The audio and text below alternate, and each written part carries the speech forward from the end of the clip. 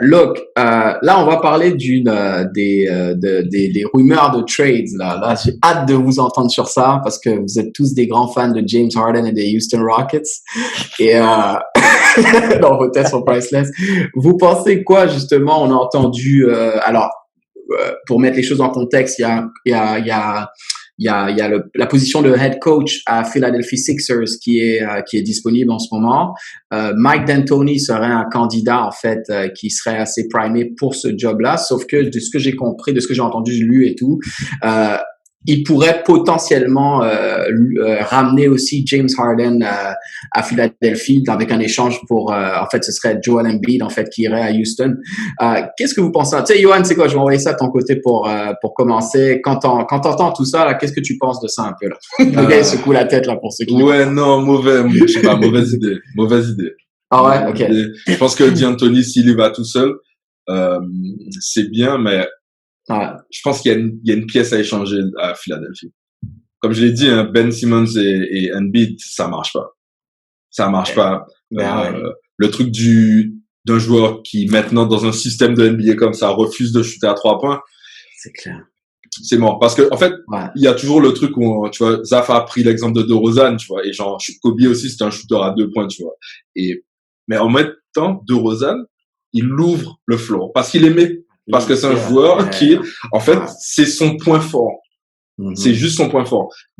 Ben Simmons, enfin, en vrai, je trouve que c'est un joueur, tu vois, qui est spectaculaire, c'est un joueur qui pourrait être tellement meilleur, mais j'ai pas envie qu'il finisse comme Westbrook, en fait. Ouf. Et à être déterminé dans son jugement et en fait ne pas écouter peut-être les coachs et tout ça et ne pas changer son jeu. Et je pense que si Philadelphie, faut qu'ils envoient un des deux, Mike D'Antoni là-bas, je pense que ça serait bien. Ça mettrait un petit peu de rapidité. Et après, c'est ça en fait, tu choisis le gars qui va te faire jouer le plus rapidement. Mais James Harden, stay in Houston. Mais attends, mais justement ça, je vais envoyer ça soit sur toi en follow-up ou quelqu'un s'il veut prendre le lead sur ça. Mais parlons de 2 minutes plaçons-nous du côté des Houston Rockets. Look, on sait, Mike D'Antoni est parti. Le futur de Daryl Morey, le GM, il est dans la balance. Tu as un owner qui a été beaucoup frappé économiquement par la pandémie parce que son argent était extrêmement tied up dans des restaurants ou dans des trucs comme ça. Donc, il n'est pas en position où il peut aligner les billets. Il voit son équipe là, Russell Westbrook, James Harden. Tu l'as déjà fait plusieurs fois. Et il peut pas repartir avec cette équipe-là, right? Donc, il doit avoir un changement. Et à ce moment-là, on sait que Westbrook, il a aucune valeur de trade, là. Personne va vouloir Westbrook. Est-ce que c'est pas le moment de bouger Harden, là, pour vrai, là? C'est ouf, hein. Ouais. En fait, c'est dur à dire parce que ça dépendra du coach qui va venir à Houston. Ouais, moi, je bougerais Harden pour récupérer des pièces, en fait. Okay. Et toi, si c'est pas à Philly, tu le verrais où? Wow, ce que je le vois. Là, j'ai pas ma casquette de cap, analyste, tu vois, donc je sais pas. Attends, il fait combien? Il fait 45, non? 45 millions? Ah, je sais. Il a un max. Je crois qu'il a oui, il a un max. On est en train de parler de Philly, mais, Westbrook, Embiid, ça donne quoi? Ça marche pas. Moi, en vérité, je préfère Westbrook Embiid que Harden Embiid. Pas faux. C'est pas faux. En fait. Westbrook. Ouais, mais le trade, ce serait pas, non, le trade, ce serait pas aligné, Harden et Embiid, selon ce que j'ai compris, hein. Non, c'est Embiid. C'est Embiid part. Donc, en fait, il faut séparer. Voilà, en fait, il faut séparer. Ça oui.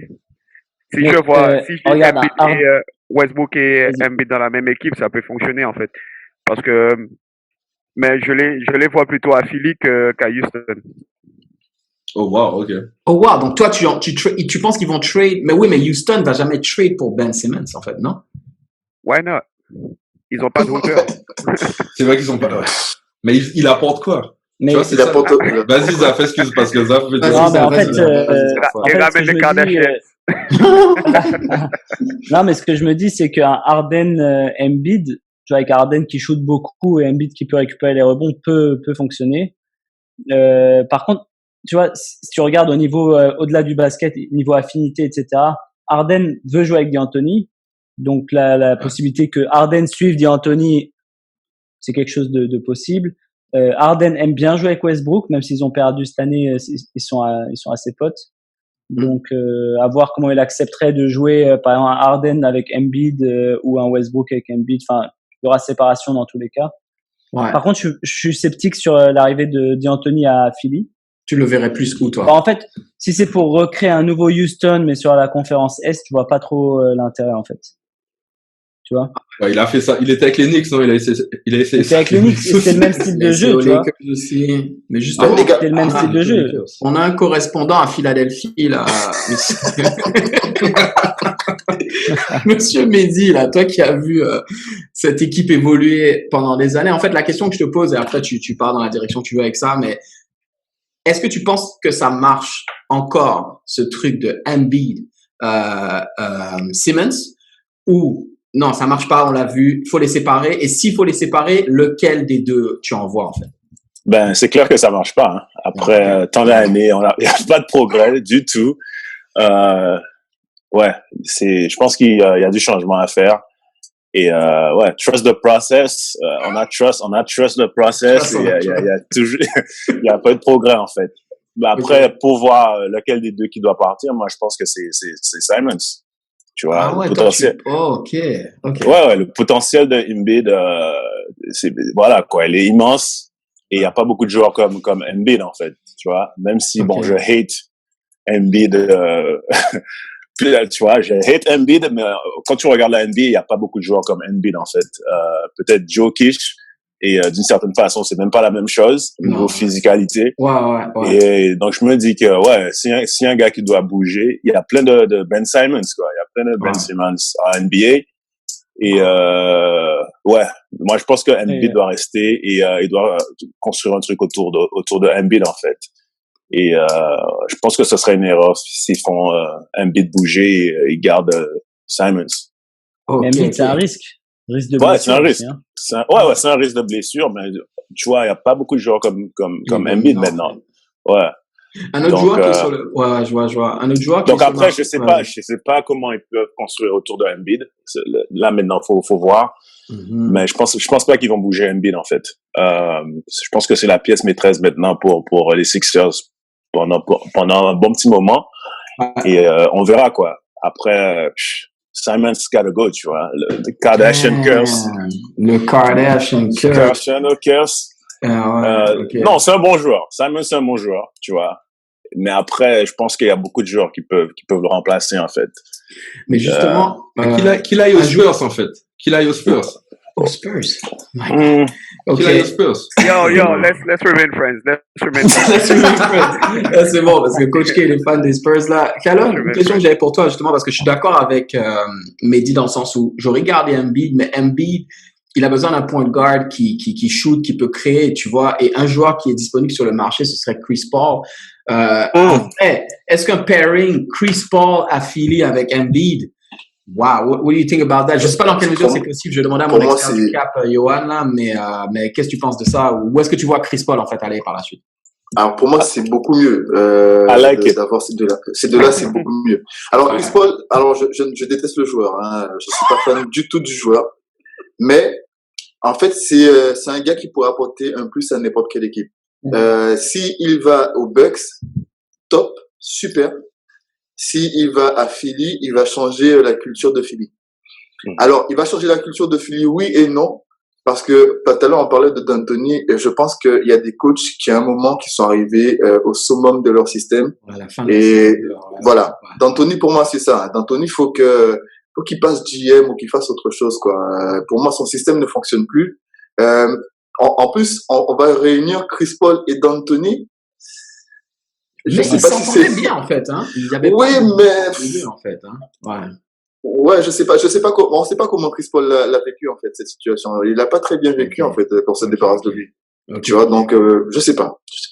À voir. Mais Chris Paul pourrait apporter du plus à n'importe quelle équipe. Ok. K1, toi qui voulais pas de Simmons, un blue chip talent aux Spurs, Qu'est-ce que tu vois pour, tu sais, quand t'entends justement, parce qu'il n'y a pas que ces deux-là. T'as le nom de Chris Paul qui flotte, t'as le nom Bradley t'as Bradley Beal, il y a qui d'autre encore comme, mais il y a Giannis en fait, parce que lui, pareil, on sait pas encore what's gonna happen. So, quoi, toi, tu vois, tout ça, c'est quoi un peu ton fil un peu sur ce qui va arriver sur le marché des transferts là bientôt là? Comme Paul Simmons, too talented for us. Oh. Way too talented and too many fans. Okay. Mais sinon, franchement, à voir. Chez nous, chez les Spurs, on a besoin de calibre aussi. Mais en même temps, pour moi personnellement, je pense pas que Embiid ni comment il s'appelle? Popovic? Non. Simmons? Chez Bucks, comment il s'appelle? Giannis. Ni Embiid ni Giannis doivent bouger pour moi. Ah, tu penses que les deux? Ok. Non, ils doivent rester chez eux. Franchement, parce que sinon, ça va faire du LeBron et puis il y en a marre. Tu vois? C'est mieux de rester. Il y a toujours LeBron qui revient. Ouais, en plus, ça me fait penser, j'avais promis à Zaf une minute confessionnelle pour dire ce qu'il a à dire sur LeBron, donc ça s'en vient, Zaf. Non, c'est pas nécessaire. C'est pas nécessaire. Finissons sur une bonne note. Donc, je veux dire, c'est mieux que ces gars-là, ils vont être plus respectés en fait s'ils restent chez eux et construisent une équipe pour aller même en finale, voir. Ça sera mieux, ça sera plus respecté. Mais après, il y a beaucoup de bons joueurs là qui sont libres en fait. Donc ça reste à voir. Et en même temps, on regarde les playoffs là. Je sais pas si c'est la bubble, mais chez les jeunes, ça promet aussi quoi. Ouais, incroyable. La NBA est dans de bonnes mains, franchement. Voilà, il y a des joueurs qu'on n'a pas encore vus. Il y a des joueurs qui sont sur le banc. Il y a des joueurs qui sont encore chez eux. Tu vois, donc I really don't know.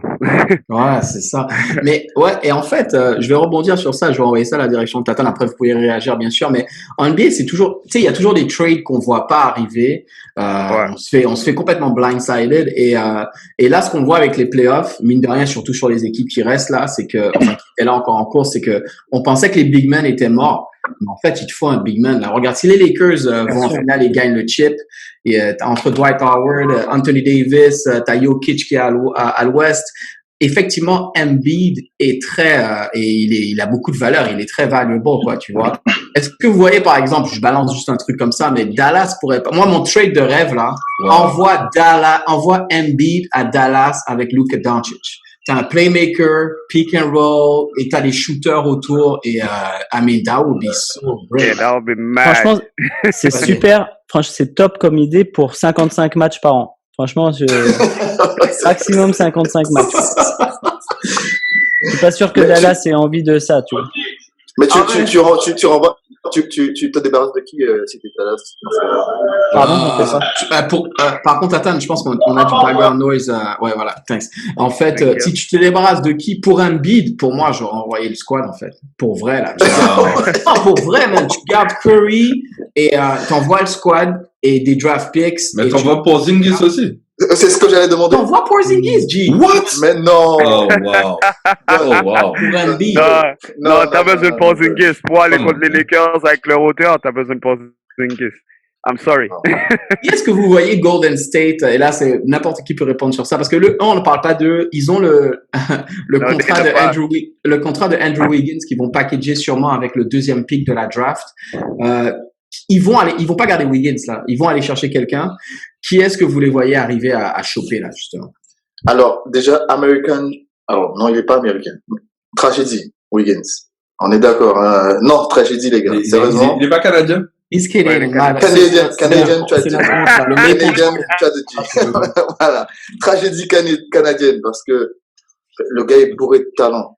Le gars est bourré de talent, mais waouh, qu'est-ce qu'il ne sert à rien dans une équipe. Mauvaise équipe, mauvaise structure, gars. Mauvaise structure.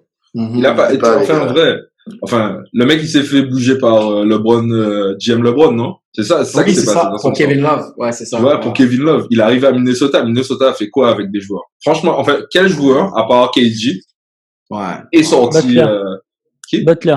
Mais il s'est barré. Non, mais il était pas à Minnesota. Mais non, c'est ça. Il est quand même passé là-bas, quoi. Ouais, mais t'as vu comment il est parti, quoi.